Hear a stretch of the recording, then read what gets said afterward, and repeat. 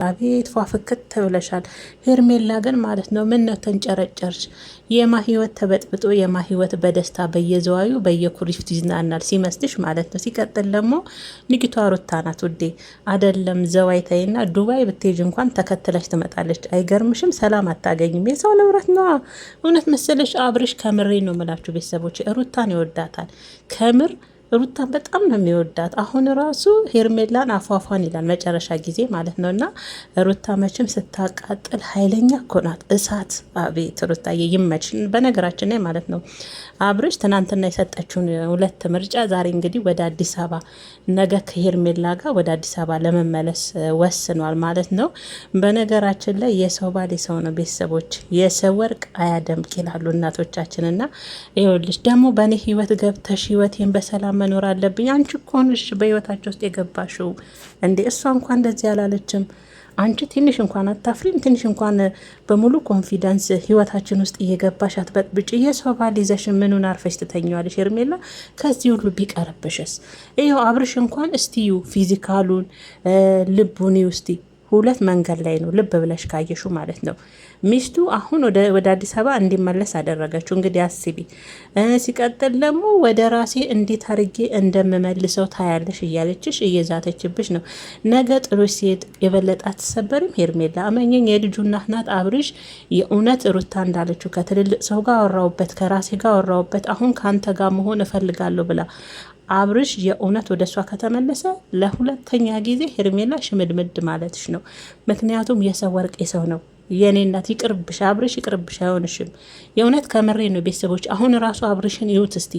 እነሱ በሚጨቃጨቁበት ሁኔታ እሱ ጥሩ ስሜት ላይ አልነበረ መሀል ላይ ማለት ነው። በዚህ አጋጣሚ አሁን ምን ተገኘ በዚህ 3 ቀን ምን ታየሽ ይላታል እንጂ ሩታን ማለት ነው። ሩታ የእውነት ከልቧ የእውነት ከሆነ የእውነት ከልቧ ማለት ነው የእውነት ከሆነ አብርሽ እርግጠኛ ነው ሆኜ ነው ነግራችሁ ወደ ሩታ ይመለሳል። ከምሬ ነው። ምን አለሽ ምትከተሉኝ ያላችሁ 2 ወር ወር ቢፈጅብኝ እንጂ የራሴ እንዴት አድርጌ አብርሽ መልሼ የልጅ አባቴን የራሴ እንደማደርገው አሳይሻለሁ እያለቻት ነው። እና ሄርሜላ ከምሬ ነው ምልሽ፣ ድጋሜ እንደ ሴት ከምትጎጂ እንደ አብርሽ ቢቀርብሽ ነው ምልሽ። ምክንያቱም አብርሽ ሲጀምር ቆራጥ ሰው አይደለም። ከምሬ ነው ብላችሁ ቤተሰቦቼ፣ አብርሽ ቆራጥ አይደለም። ከሩታ በላይ አሁን እንደውም 2 መንታ መንገድ ያለው እሱ ነው።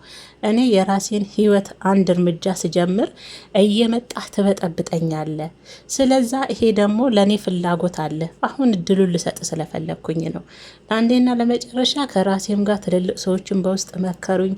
ከራሴም ጋር በደንብ ተማከርኩበት። አሁን እኔ ህይወት ስጀምር እየመጣህ ለምን እንደምትበጠብጠኝ ስላወቅኩኝ እድሉ ልሰጥ ነው። ስለምትፈልገኝ ነው፣ ስለምትወደኝ ነው፣ በሄርሜላ ፊት ማለት ነው። ስለዛ አሁንም ቢሆን የልጅ አባት ነው፣ እድሉ ልሰጥ እፈልጋለሁ ስትለው አብርሽ ያው ነገ እንግዲህ ከሄርሜላ ጋር ወደ አዲስ አበባ ሊመለስ ነው።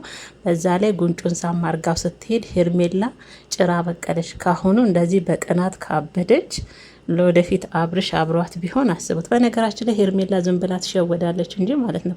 ከምር አብርሽ የእውነት ሄርሜላ የሚፈልጋት ቢሆን ይሁን 1 ስቴፕ እኮ አብሯት ይሄዳል። ይሄ መዝናናት፣ አብሮ መጨፈር፣ አብሮ መጠጣት፣ መብላት ብቻ አይደለም።